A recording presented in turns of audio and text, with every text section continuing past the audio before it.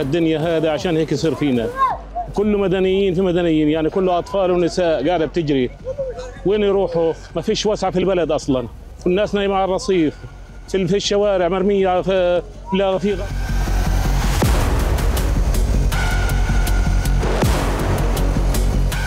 Tentunya kita semua berpikir bagaimana kita bisa membantu penyelesaian masalah konflik di kawasan ini di Gaza dan sekitarnya. Kita ingin mencari upaya-upaya perdamaian.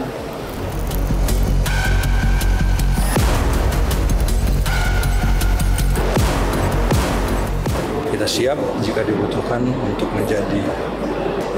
untuk menampung korban-korban luka, anak yatim, kemudian anak-anak pelajar-pelajar untuk dirawat di Indonesia. Kemudian pada saatnya mereka juga harus kembali ke Gaza seperti itu.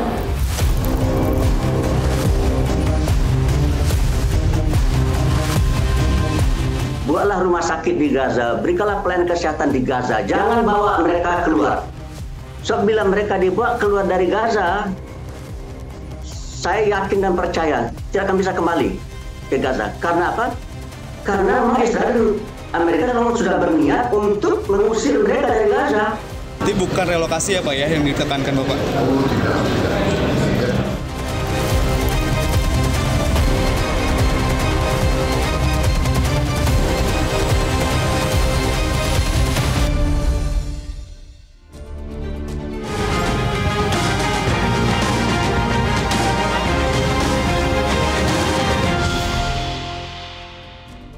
Halo, selamat malam pemirsa. Evakuasi 1.000 jiwa warga Gaza menjadi wujud kepedulian dan langkah dukungan pemerintah Indonesia di tengah derita rakyat Palestina yang berkepanjangan.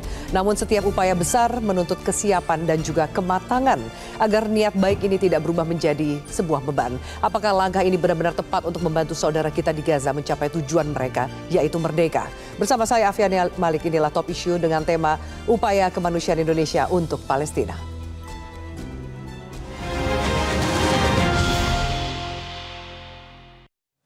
Dan pemirsa, sudah hadir di studio Metro TV pada malam hari ini Wakil Ketua Umum Majelis Ulama Indonesia atau MUI sekaligus juga Ketua PP Muhammadiyah, Bapak Anwar Abbas. Pak Anwar, selamat malam. Assalamualaikum. Terima kasih sudah hadir.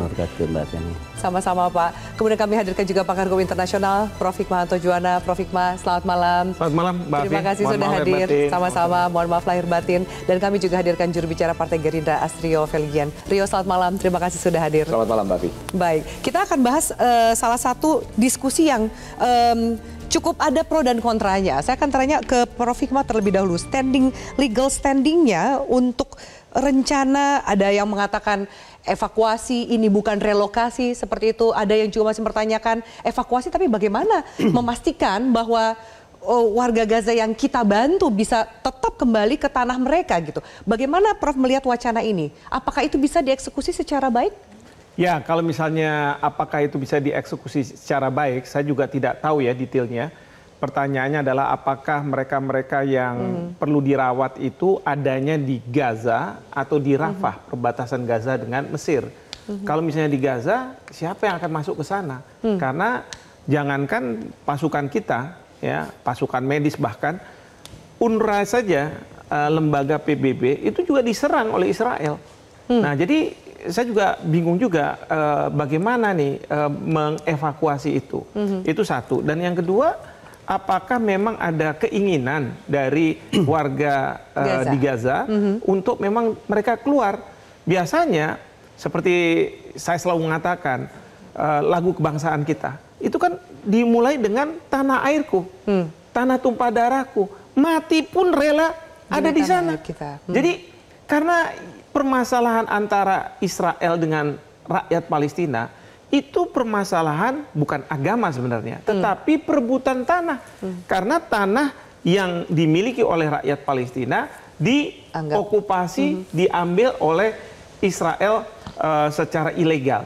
Nah, juga perlu kita pahami bahwa pada waktu Presiden Trump baru menjabat, itu ada utusan beliau yang bernama Steve Witkoff. Dan waktu itu sudah disampaikan bahwa akan ada 2 juta rakyat dari Gaza yang akan dipindahkan ke Indonesia, salah satunya. Wah, mungkin dari sebagian warga kita senang gitu ya, bahwa wah alhamdulillah kita harus bisa membantu. Kita harus bisa membantu. Tapi kita lupa bahwa ide itu adalah bagaimana mengosongkan Gaza. Kenapa? Perdana Menteri Netanyahu dalam perang kali ini ada 3 tujuannya. Pertama, Sandra harus dikembalikan. Kedua, petinggi-petinggi Hamas yang melancarkan serangan 7 Oktober 2023 itu harus dihabisi. Nah, yang ketiga, bagaimana caranya Gaza itu bisa dikuasai oleh Israel. Karena apa? Selama ini serangan-serangan rudal itu datangnya dari Gaza, bukan dari tepi barat, bukan dari West Bank. Dan ini kan 2 tempat yang sebenarnya terpisah. Nah, jadi Israel bilang bahwa gimana caranya bisa masuk situ. Nah, Steve Witkoff bilang seperti itu. Coba bayangkan, Israel membunuh 47.000 anak-anak, perempuan, orang tua dihabisi.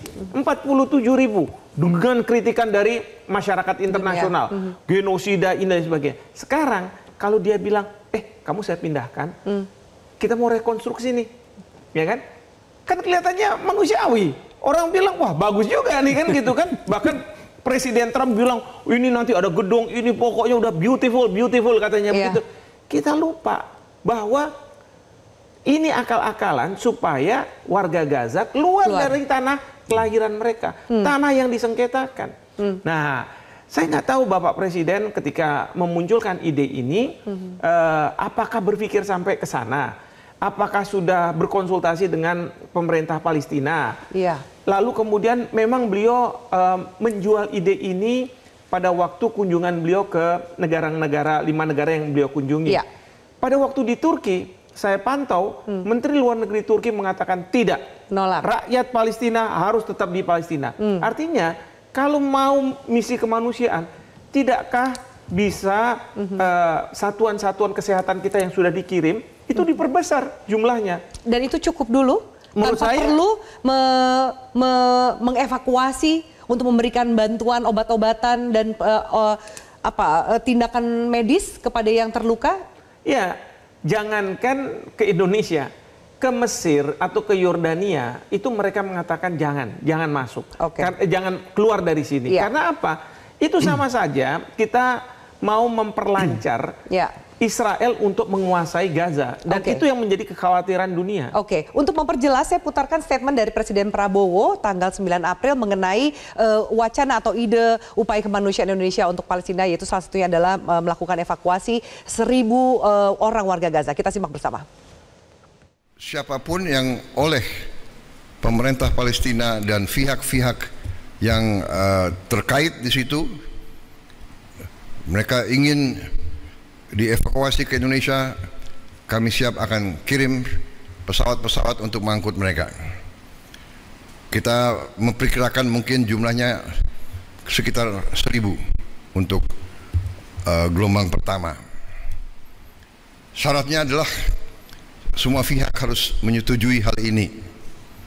Kedua, mereka di sini hanya sementara sampai mereka pulih sehat kembali. Dan pada saat mereka pulih sehat kembali, kondisi di Gaza sudah memungkinkan, mereka harus kembali ke daerah mereka asal. Baik, itu statement dari Presiden Prabowo. Rio, silakan menanggapi bahwa sebenarnya ada syarat yang disampaikan. Ini bisa dilakukan ketika semua pihak setuju, kemudian sifatnya hanya sementara, lalu jika sudah sehat kembali harus bisa dikembalikan ke tanah Gaza, seperti itu. Banyak juga yang Anda rasa apa yang belum clear yang dari statement Prabowo yang baru saja kita dengarkan tadi? Mbak Afi, pertama Partai Gerindra mengapresiasi dan mendukung penuh langkah pemerintah Indonesia yang tidak henti-hentinya menyuarakan kemerdekaan daripada Palestina. Kenapa? Karena ini sesuai dengan pembukaan dari Undang-Undang Dasar kita, bahwa kemerdekaan merupakan hak dari segala bangsa dan penjajahan harus dihapuskan dari muka bumi ini.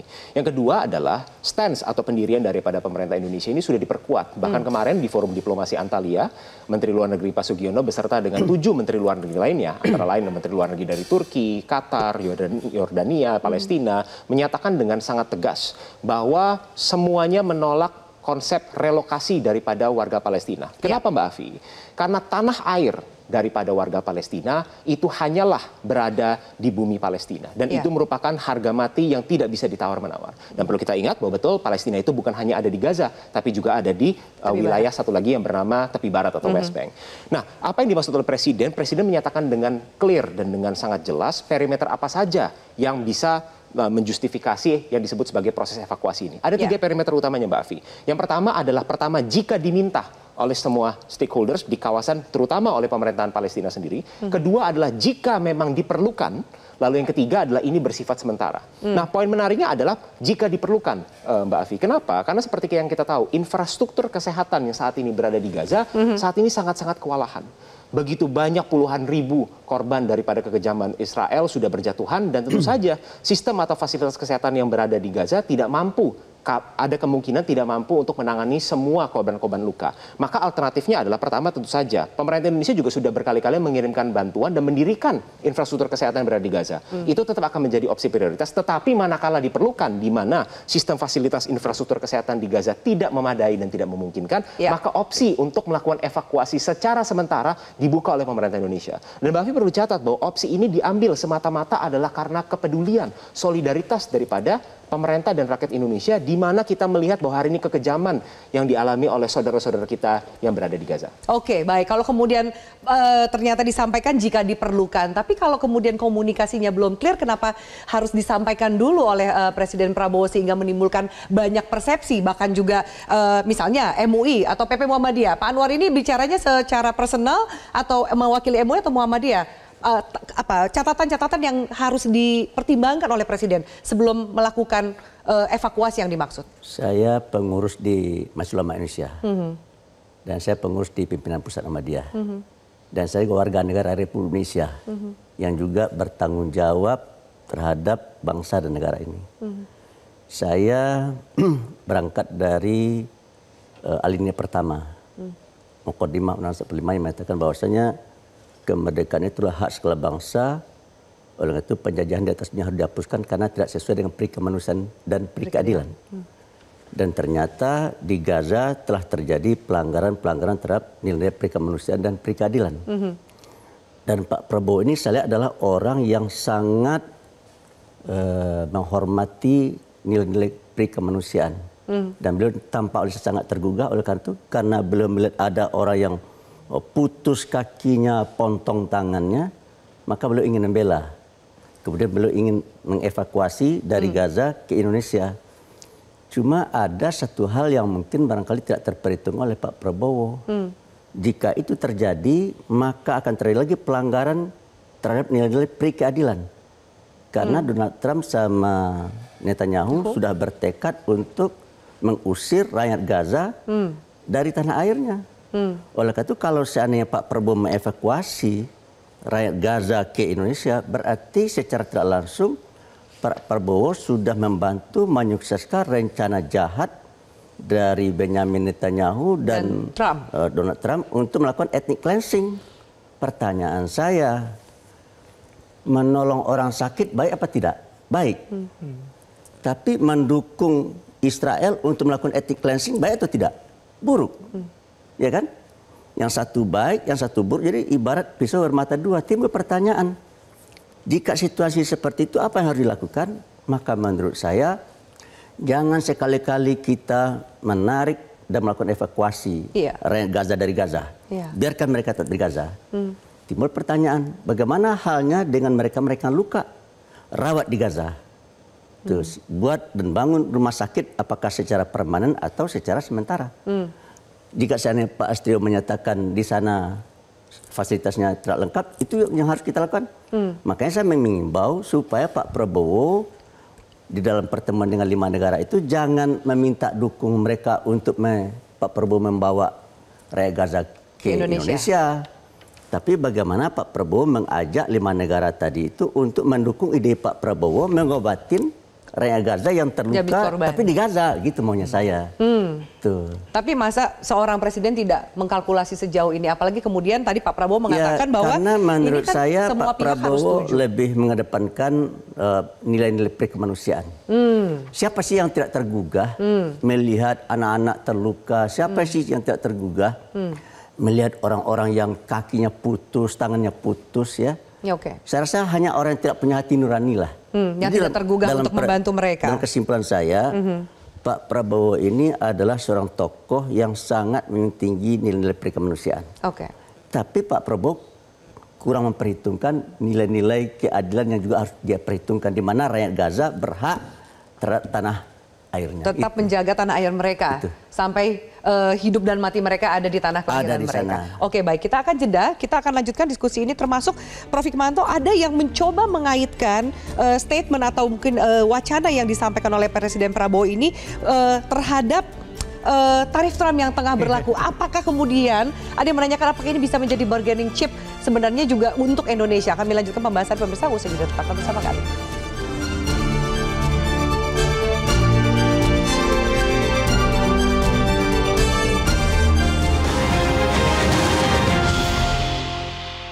Ya, baik pemirsa, kami kembali lanjutkan dialognya. Terlebih dahulu kami akan menyapa relawan Medical Emergency Rescue Committee atau MERSI, Marisa Noriti dari Gaza, Palestina, melalui sambungan telepon. Marisa, halo, selamat malam waktu Jakarta. Marisa?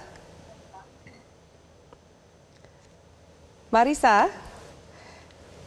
Ya, Marisa, bisa mendengar kami dari studio? Audionya sepertinya masih di mute, Marisa. Boleh dinyalakan audionya? Oke, ya, sudah terdengar. Baik, Marisa terdengar jelas di studio kami. Selamat malam waktu Jakarta. Marisa, bisa Anda ceritakan seperti apa situasi di Gaza saat ini? Ya, seperti yang kita saksikan semua, semenjak tanggal 18 Maret, ceasefire berakhir karena Israel menyerang Gaza, dan hingga saat ini penyerangan tidak berhenti. Kami menyaksikan sendiri korban-korban pengoboman Israel, bayi tanpa kepala dan juga anak-anak yang tubuhnya berpencar di mana-mana,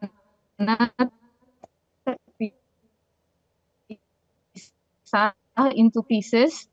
Dan tidak ada bantuan kemanusiaan yang masuk satupun sejak awal Ramadan, dan bahkan selama Ramadan masyarakat Gaza sudah kekurangan bahan makanan, hanya mengkonsumsi sayur-sayuran saja, tidak ada sumber protein, tidak ada daging, ikan, dan bahkan untuk telur pun kalaupun ada harganya sungguh sangat mahal.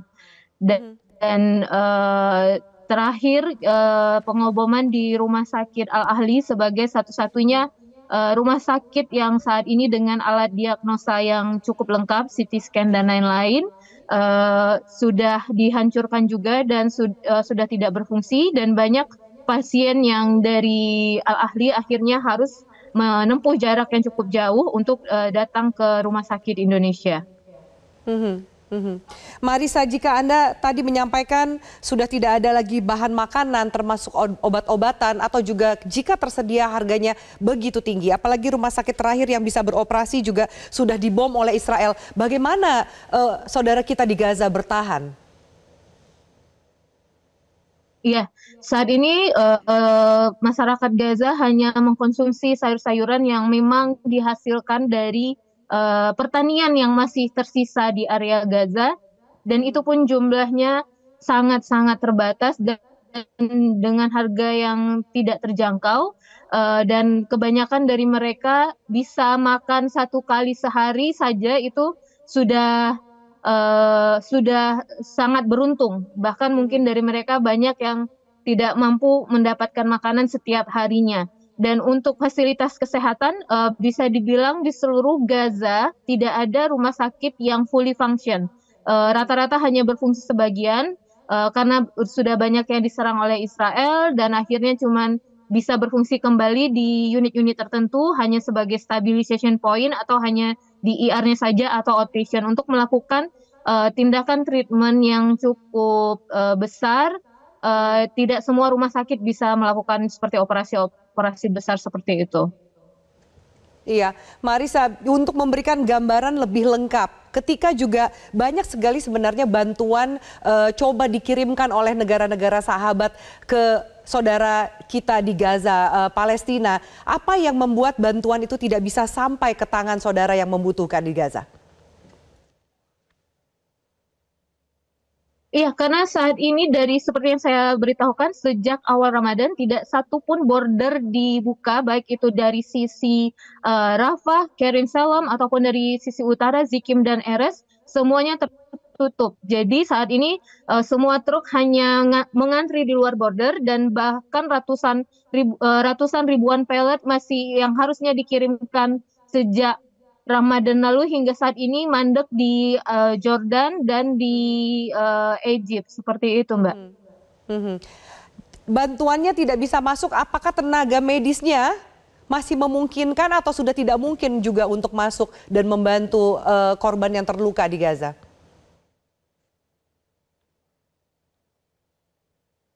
Untuk tenaga medis saat ini masih terbuka akses dengan kapasitas yang juga sudah menurun dibandingkan dibandingkan ketika ceasefire. Untuk akses tenaga medis yang masuk Gaza di sini difasilitasi oleh WHO dan ada juga beberapa organisasi yang memiliki akses langsung ke pihak Israel dan mendapatkan izin dari pihak Israel untuk masuk ke wilayah Gaza. Marisa, apa yang membuat semangat dari warga Gaza tetap tidak padam menghadapi berbagai serangan yang dilakukan oleh Israel? Meskipun dengan kondisi yang Anda sampaikan, bahkan sudah bersyukur untuk bisa bertemu dengan makanan 1 kali sehari. Saudara mereka juga banyak yang sudah meninggal dunia. Apa yang membuat mereka tetap bertahan di sana? Iya, kami sering berbincang-bincang dengan warga Gaza di sini, dengan warga lokal. Hampir sebagian besar dari mereka memilih untuk tetap bertahan bagaimanapun situasinya, walaupun rumah mereka sudah hancur lebur rata dengan tanah.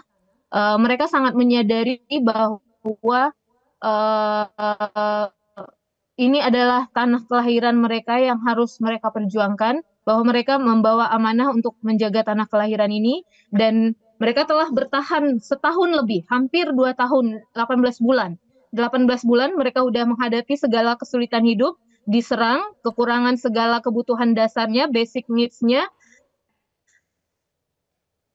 Mereka memilih tetap bertahan karena ini memang memperjuangkan tanah kelahirannya. Bagaimanapun kesulitan yang mereka hadapi.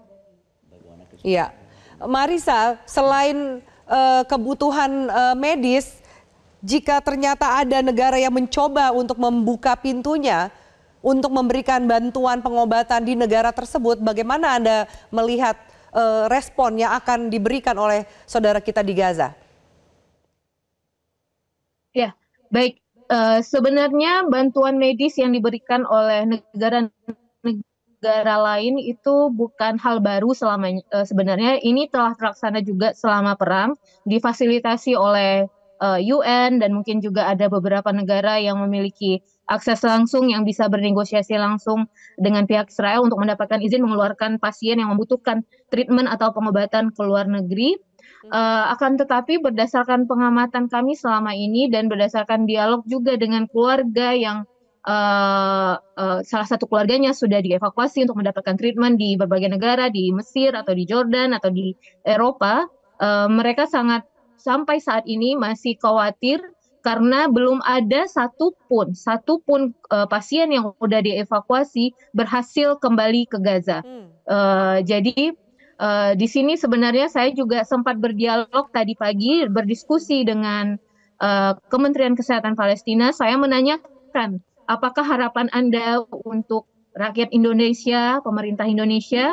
Mereka meminta agar kita juga bisa meningkatkan kapasitas layanan di sini, dan yang paling penting terutama untuk menghentikan serangan, dan yang kedua membuka blokade dan membantu meningkatkan kapasitas layanan kesehatan di Gaza dengan mengirimkan lebih banyak lagi tenaga dokter ke dari Indonesia ke Gaza, dan juga membantu untuk akses pengiriman alat-alat medis yang sangat dibutuhkan di sini, alat-alat medis yang cukup berat seperti CT scan yang untuk Gaza Utara, CT scan itu hanya ada di Al-Ahli dan sekarang tidak berfungsi, dan dengan tipikal korban perang yang trauma, politrauma di seluruh tubuh rata-rata sangat membutuhkan alat ini. Dan kemudian jika penyerangan tidak dihentikan, jika solusinya hanya evakuasi saja, maka itu tidak akan memberikan solusi yang cukup berarti, karena setelah dievakuasi akan ada lagi pasien yang baru, akan ada lagi pasien yang baru. Dan berdasarkan pengalaman dari pasien yang sudah dievakuasi sendiri, mostly semua dari mereka menginginkan kembali ke Gaza dalam keadaan damai. Mereka menginginkan hak mereka, the right to return to their homeland and the right for the self-determination. Jadi mereka lebih tahu apa yang mereka butuhkan, dan sebagai sama seperti warga negara dunia lainnya, mereka seharusnya juga memiliki hak untuk kembali lagi ke tanah kelahirannya. Baik, pertanyaan terakhir, apa kalau Anda katakan tadi warga Gaza yang diobati, mendapatkan perawatan medis di Jordan, Eropa, tidak satupun yang bisa kembali ke Gaza. Apa yang membuat mereka tidak bisa kembali ke Gaza?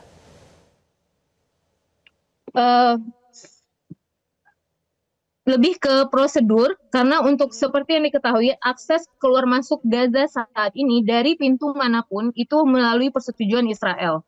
Bahkan mereka keluar juga harus melalui persetujuan Israel. Jadi mereka tidak bisa kembali karena mereka tidak diberi akses. Bahkan saya menyaksikan sendiri ketika Rafah border masih dibuka, saya melihat sendiri bagaimana warga Gaza berdebat dengan petugas border untuk masuk ke wilayah Gaza kembali, dan itu tidak diizinkan. Baik. Jadi sebelum kita memikirkan untuk evakuasi, kita harus memastikan dulu ini sesuai dengan keinginan warga Gaza. Baik. Ya, sayang sekali Marisa, tapi kami sudah bisa menangkap maksud Anda. Terima kasih untuk laporan Anda langsung dari Gaza, Palestina. Marisa Noriti, relawan Mercy yang berada di sana. Baik, kami akan lanjutkan pembahasan ini pemirsa usai jeda. Bapak-bapak tetaplah bersama kami. Kita akan bahas termasuk bagaimana menjamin kepastian ketika evakuasi itu dilakukan, warga Gaza bisa kembali ke tanah air mereka. Usai jeda, tetaplah bersama kami.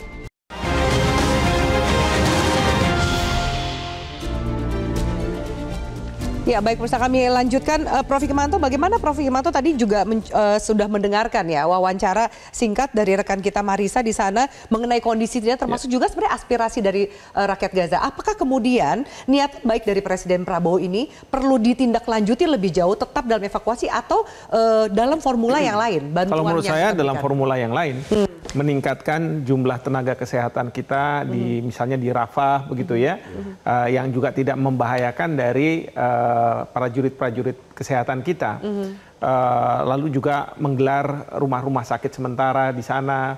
Karena begini, tadi yang saya dengar kan mereka nggak mau keluar, dan pada waktu gencatan senjata, walaupun sudah runtuh, sudah apa dan sebagainya, mereka masih mau kembali. Ada yang diwawancara oleh Al Jazeera, kenapa kamu mau kembali? Ini tanah kelahiran saya dan saya akan pertahankan sampai kapanpun. Ya kalau kita orang Indonesia mungkin bilang, pokoknya langkahi mayat saya dulu. NKRI harga mati. NKRI harga mati, kan selalu seperti itu kalau kita bicara soal satu bangsa yang harus tinggal di tanahnya begitu.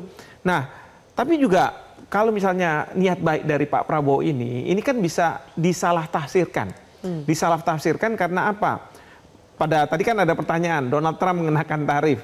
Lalu jangan-jangan sebagai bargaining position dari Indonesia untuk supaya menurunkan tarif yang menurunkan tarif.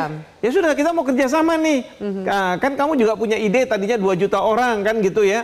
Kan Trump modelnya kayak begitu. Oh, good boy, very nice. Padahal kita cuma ditipu aja sebenarnya sama beliau. Dan sebenarnya nggak ada korelasinya. Anda melihat nggak ada korelasinya? Ya walaupun sebenarnya nggak ada korelasi, tapi namanya ilmu cocokologi itu dicocok-cocokkan, jadi ketemu. Belum lagi yang saya khawatirkan adalah kita dianggap sebagai proksinya Amerika Serikat atau proksinya Israel. Karena apa? Oh, ini Indonesia ini bagus ini, ya tanpa kita suruh dia sudah ngomong, bahkan pergi kemana-mana negara. Kalau misalnya negara-negara itu teriyakini, oke, saya ambil 1.000 ya, kamu ambil 1.000 ya, kamu ambil 1.000 ya, 5.000 hari ini. Nanti 1 bulan lagi tambah 5.000 lagi, udah 10.000. Kan tambah lagi. 50.000 dihabisi oleh Israel dengan senjata.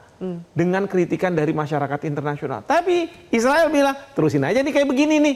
Evakuasi saja. Gratis tanpa nggak bisa bahwa kemudian itu didasarkan rasa kemanusiaan. Tidak semudah itu. Tidak semudah itu. Saya bisa pahami Bapak Presiden punya rasa kemanusiaan yang sangat tinggi. Ya. Tapi saya marah betul sama pembisik dari Bapak Presiden yang mengatakan ini aja caranya. Saya bilang ini nggak pakai otak, saya bilang. Cara berpikirnya seperti itu. Jangan-jangan memang dia punya agenda-agenda khusus kepada Bapak Presiden. Kita harus, kalau presiden can do no wrong, ya kan? Presiden nggak boleh salah. Yang salah siapa? Para pembisiknya. Pertanyaan siapa para pembisiknya ini? Kok punya ide seperti itu? Oke. Baik, Rio, ini siapa yang membisikin Pak Presiden ini? Karena kan kita juga harus mendukung presiden kita ya kan. Tapi jangan sampai kemudian menjadi salah langkah dan menjadi backfire atau bumerang untuk presiden dan juga Indonesia. Lawatan yang dilakukan oleh presiden ke banyak negara, 5 negara, ada Turki, Jordan, Qatar dan lain-lain. Bisakah disimpulkan salah satunya adalah tujuannya mencoba mencari dukungan soal wacana mengevakuasi warga Gaza atau di luar itu ada agenda tersendiri? Mbak Afi, sebelum saya jawab, saya ingin menyampaikan salam dan doa terbaik untuk Mbak Marisa dan juga untuk seluruh relawan, tenaga medis, jurnalis, dan terutama untuk seluruh rakyat Palestina yang dimana setiap hari harus menghadapi kengerian yang tidak terbayangkan sama sekali. Dan saya rasa doa ini juga dari seluruh rakyat Indonesia, itu yang pertama. Yang kedua adalah Presiden dengan sangat clear menyatakan bahwa tujuan daripada keberangkatan beliau adalah menggunakan leverage daripada posisi Indonesia. Posisi Indonesia sebagai salah satu pemimpin, bahkan boleh dikatakan sekarang dianggap sebagai pemimpin daripada the Global South. Posisi Indonesia, pemerintah saat ini dianggap sebagai pemimpin yang terutama mengutamakan konsep daripada non-blok dan juga bebas aktif. Nah, posisi ini betul yang disadari oleh pemerintah dan juga sedang digunakan sebagai leverage utama untuk memperjuangkan agenda utama, yaitu adalah perdamaian yang abadi di Palestina dan kemerdekaan daripada Palestina. Partai Gerindra mengapresiasi Mbak Afi bahwa stance, lagi-lagi posisi daripada pemerintah Indonesia terkait Palestina itu sudah sangat clear. Bahwa bukan hanya ada perdamaian abadi, tetapi perdamaian abadi tersebut tercapai melalui apa yang disebut sebagai two-state solution. Nah, pemerintah Indonesia berada dalam posisi yang firm untuk hal itu. Dan tentu saja ketika Presiden mengatakan bahwa akan melakukan evakuasi secara sementara, Mbak Afi, itu semata-mata betul yang disampaikan adalah dari aspek kemanusiaan. Dan tentu saja pemerintah dan Presiden dalam hal ini sudah memikirkan, bukan hanya terkait aspek kemanusiaannya, tetapi terkait aspek daripada visibility-nya. Visibility artinya apa? Visibility dalam mengevakuasi secara sementara rakyat keluar daripada Gaza, dan juga yang tidak kalah penting adalah untuk mengembalikan mereka ke tanah air mereka masing-masing setelah perawatan medis bisa dilakukan di Indonesia. Dan ini pun dilakukan apabila benar-benar diperlukan, tadi sudah disampaikan oleh Pak Abbas, bahwa ini hanya bisa dilakukan dan akan dilakukan kalau memang fasilitas dan infrastruktur kesehatan di Gaza tidak memadai. Tetapi jika memang masih memadai, tentu saja opsi prioritas utama adalah melakukan penanganan medis langsung di Gaza. Dan terakhir Mbak Afia, saya menambahkan tadi poin dari Prof. Hikmanto terkait orang akan mencocok logikan ini dengan negosiasi tarif yang diimpos oleh Presiden Trump. Hari ini Pak Menko Perekonomian, Pak Erlangga, sudah melakukan press conference dan sudah sangat jelas mulai besok tim negosiasi akan berangkat. Dan di negosiasi tersebut hanya akan revolve around two things. Yang pertama adalah terkait tariff barrier, yang kedua adalah terkait non-tariff barrier. Dan juga yang tidak kalah penting adalah Indonesia juga akan meminta permintaan-permintaan yang berdasarkan kepentingan strategis dan kepentingan nasional Indonesia, di mana hubungan dagang yang akan diciptakan antara Amerika dan Indonesia haruslah merupakan berdasarkan prinsip-prinsip daripada free dan juga fair trade. Itulah posisi Indonesia. dan tidak akan pernah Indonesia menyetujui untuk relokasi permanen daripada warga Gaza ke negara manapun. Gak ada sambungannya dengan negosiasi yang akan dilakukan ya. Confirm di sisi itu ya Rio. Tapi siapa yang bisikin? Anda bisa lihat apakah kemudian ada salah yang membisikin Presiden Prabowo sampai kemudian mungkin menjadi terlalu cepat untuk mengungkapkan wacana ini ke publik? Jadi begini Mbak Afi, ini bukan apakah ada yang membisikkan Mbak Afi, tetapi Presiden itu melihat data-data dengan real. Bukan hanya terkait jumlah korban yang terus berjatuhan setiap hari, tetapi berapa banyak tadi seperti yang disampaikan oleh Mbak Marisa, berapa banyak rumah sakit yang bisa berfungsi. IR-nya pun aja setengah mati untuk berfungsi hanya untuk melakukan tindakan medis yang sangat mendasar. Dan atas dasar ini tentu saja Presiden dan pemerintah melakukan evaluasi yang komprehensif. Di mana ini merupakan salah satu opsi, bukan satu-satunya opsi. Tetap saya kembalikan lagi ke poin saya sebelumnya Mbak Afi, bahwa poin utamanya, prioritas utamanya adalah melakukan penanganan medis di Palestina dengan mengirimkan bantuan dan juga fasilitas kesehatan serta tenaga medis. Dan jangan lupa juga Mbak Afi, pemerintah juga berkomitmen untuk menjadi fasilitator daripada perdamaian dan juga bahkan jika diminta oleh United Nations, Presiden sudah mengatakan bahwa kita siap untuk mengirimkan pasukan perdamaian ke Palestina. Tapi Mas Rio, kalau misalnya sudah keluar, apa jaminan untuk masuk kembali? Kalau misalnya di border itu dijaga oleh tentara-tentara Israel. Persis sekali. Jadi memang yang perlu dievaluasi pertama kali kami mendukung pemerintah adalah visibility-nya, Prof. Jadi ketika mau sebelum ada perencanaan untuk melakukan evakuasi secara sementara untuk penanganan medis katakanlah di Indonesia, itu sudah di backup dengan rencana yang konkret. Jaminan kembali mereka. Bisa kembali. Apakah kita akan berhubungan dengan pemerintah Israel kalau misalnya seperti itu? Karena kan yang menjaga border Israel. Bagian Mesir memang ada mungkin yang menjaga, tapi bagiannya Gaza itu Israel. Maka prioritas utama saya setuju dengan Prof bahwa sebenarnya prioritas utama yang harus kita gaungkan sekarang ini adalah ceasefire terlebih dahulu. Gencatan senjata terlebih dahulu. Bukan hanya yang sementara Mbak Afi, tapi yang permanen, everlasting, dan ujung-ujungnya adalah mengedepankan two-state solution. Dan ini pernah terjadi kalau kita lihat di tahun 78, pernah terjadi Camp David Accords, di mana terjadi kesepakatan damai pada saat itu antara Israel dengan Mesir. Dan kami yakin dengan bantuan dan dukungan penuh dari pemerintah Indonesia, kami yakin perjanjian damai tersebut bisa terwujud. Oke, Pak Anwar, ada komentar lebih jauh mendengarkan diskusi dua narasumber, termasuk juga tadi apa aspirasi warga Gaza dan situasi di Gaza yang disampaikan oleh rekan kita Marisa dari Gaza. Iya, gagasan Pak Prabowo ini bisa menjadi sebuah jebakan bagi Pak Prabowo sendiri. Karena seperti dikatakan Pak Hikmanto tadi, jika Pak Prabowo ingin sukses menarik dan mengevakuasi rakyat Gaza, dia harus berunding dengan Israel. Pertanyaannya adalah kalau Indonesia berunding dengan Israel, padahal kita tidak punya hubungan diplomatik, ya kan? Menurut saya itu menjadi masalah tersendiri bagi Pak Prabowo nanti itu. Kalau seandainya terjadi dialog langsung antara Indonesia dengan Israel untuk memberikan jaminan padahal kita tidak warga Gaza memiliki hubungan diplomatik, ya kan? Jadi menurut saya sebaiknya ya Pak Prabowo menaikkan posisinya dari kelas mengevakuasi menjadi pemimpin dunia yang akan memaksa Israel keluar dari tanah Palestina. Tapi apa bisa Indonesia melakukan itu? Saya yakin dan percaya dengan pengalaman Pak Prabowo sebagai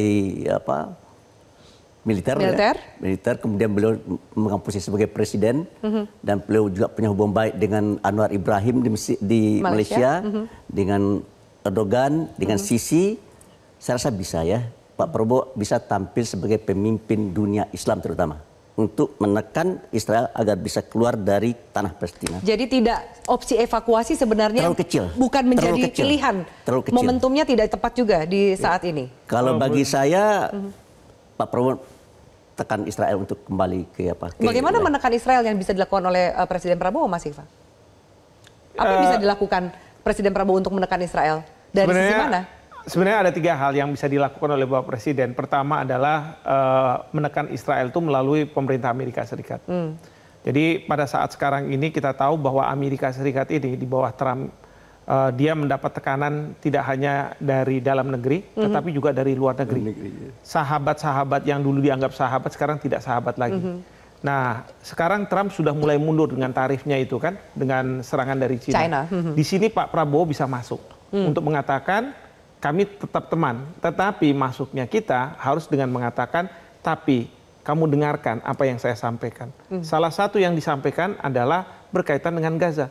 Karena masalah Gaza ini sudah menjadi perhatian dunia. Bayangkan, Presiden Prancis Macron sudah akan mengakui Palestina sebagai sebuah negara. Nah ini, seperti ini. Nah, yang kedua, Bapak Presiden justru bisa melakukan upaya-upaya kemanusiaan di Gaza. menunjukkan kepada rakyat Israel bahwa ada concern yang sangat tinggi dari Indonesia dan banyak negara ke Gaza. Yang penting bagi kita adalah apa? Rakyat Israel terbuka matanya dan pada saatnya nanti bisa menurunkan Perdana Menteri Netanyahu. Karena sekarang sudah ada, tetapi tidak banyak, belum kuat gitu. Tapi gerakan-gerakan yang menghendaki Netanyahu turun itu banyak. Kenapa? Bagi rakyat Israel kalau mereka berpergian ke luar negeri, mereka itu justru jadi sasaran kemarahan warga masyarakat dunia karena kesal sama Netanyahu, dikenakanlah ke orang-orang Israel, warga Israel. Maka mereka nggak mau. Dan yang ketiga, kalau menurut saya, Bapak Presiden bisa mendorong terus warga kita untuk memviralkan apa yang terjadi di Gaza itu. Supaya apa? Sampai kepada rakyat di Amerika. Karena di Amerika jangan anggap bahwa Amerika seperti negara dulu 20 tahun negara bebas dan sekarang ini Amerika Serikat udah kayak negara berkembang, otoriter, semuanya ditutup semua. Tapi kita lewat nih dengan berbagai sosial media, warga kita memunculkan sampai kemudian rakyat mereka tahu bahwa apa yang pemimpin saya lakukan ini salah. Nah, itu menyadarkan seperti itu, termasuk juga ya ke Israel ya. Oke, baik. Kita harus jeda, kita lanjutkan saat lagi pemirsa diskusi ini. Tetaplah bersama kami.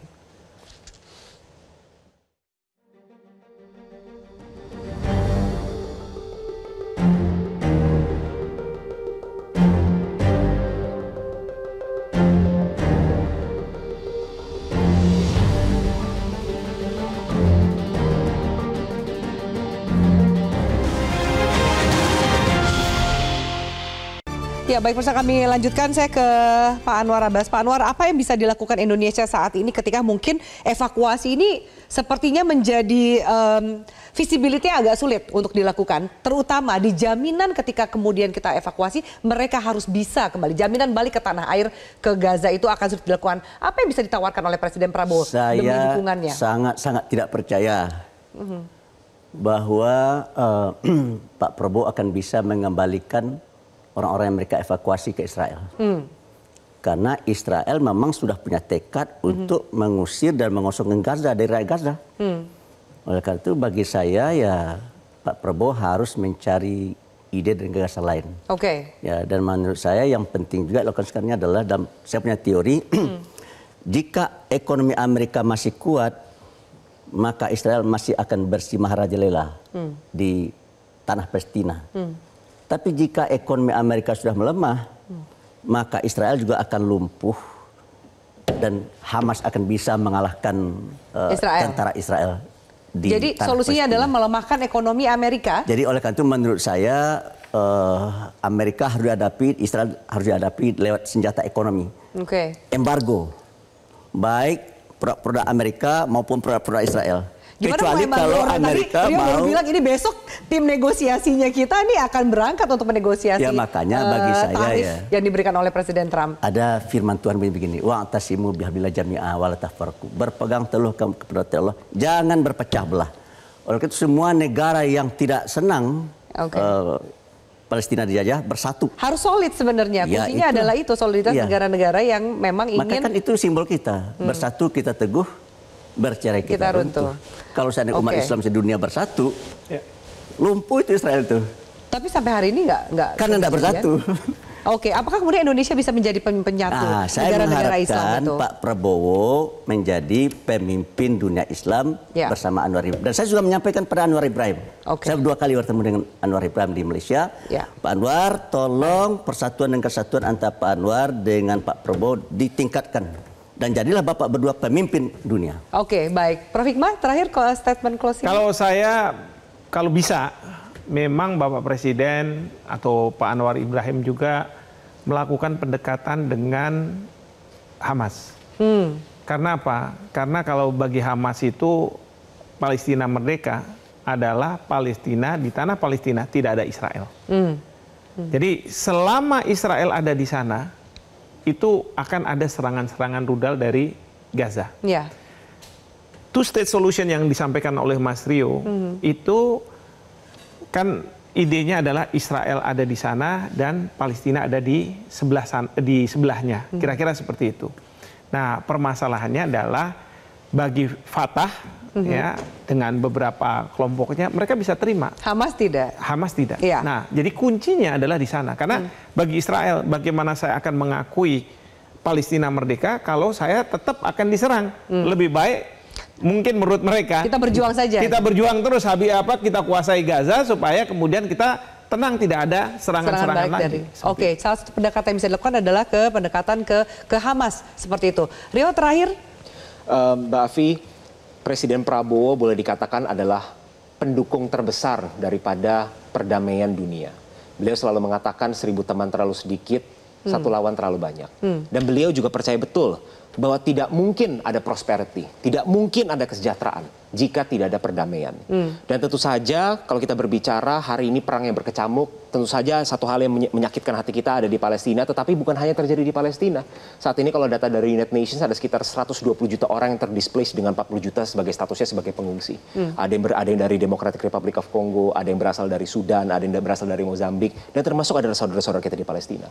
Specifically Mbak Afi, kami menghargai, mendukung penuh stance daripada pemerintah Indonesia bahwa langkah yang diambil adalah perdamaian permanen melalui solusi 2 negara atau two-state solution. Karena hanyalah dengan coexistence tersebut rakyat bisa hidup secara damai sebagai warga global, prosperity akhirnya bisa tercapai dan semua orang bisa hidup dengan damai dan juga dengan sejahtera. Itulah mimpi besar dan cita-cita daripada Presiden Prabowo. Kita nantikan berita apa yang bisa dibawa oleh Presiden setelah kunjungan dari 5 negara. Terima kasih banyak Bapak-Bapak atas diskusi pada malam hari ini. Dan juga pemirsa, dari luka Gaza, Indonesia mencoba merangkai harapan lewat misi kemanusiaan di tengah kehancuran. Di balik niatan mulia ada jejak tanggung jawab dan juga solusi jangka panjang yang harus dijaga. Bukan hanya memberi tetapi juga memastikan setiap langkah membawa solusi.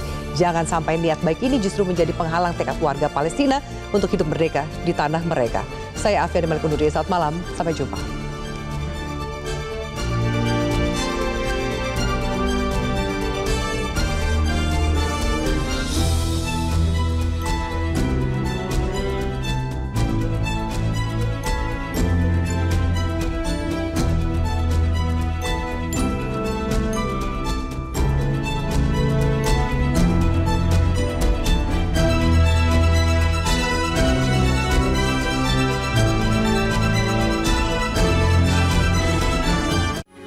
Metro TV. Jelajahi cara baru mendapatkan informasi. Download Metro TV Extend sekarang.